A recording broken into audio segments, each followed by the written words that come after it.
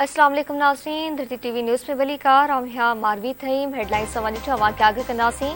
बचाव वारे वज़ीर ख्वाजा आसिफ जो चवणाए त सोचियल समझल हिकमत अमली तहत बयान ॾिना पिया वञनि।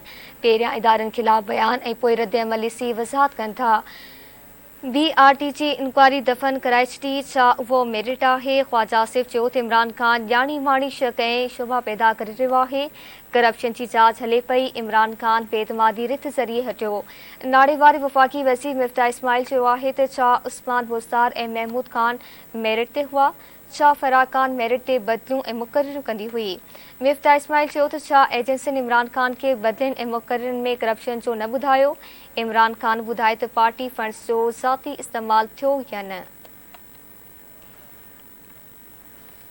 ख़बर अवां से शेयर कई पिया। बचाव वारे वज़ीर ख्वाजा आसिफ जो चवणु आहे त सोचियल समझल हिकमत अमली तहत बयान ॾिना पिया वञनि।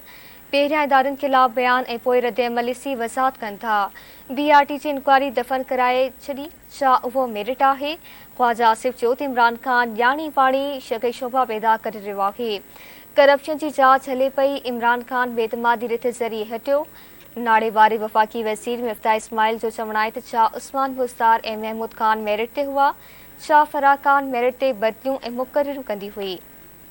मिफ्ता इस्माइल चयो त छा एजेंसियुनि इमरान ख़ान खे बदिलियुनि ऐं मुक़ररनि में करप्शन जो न ॿुधायो?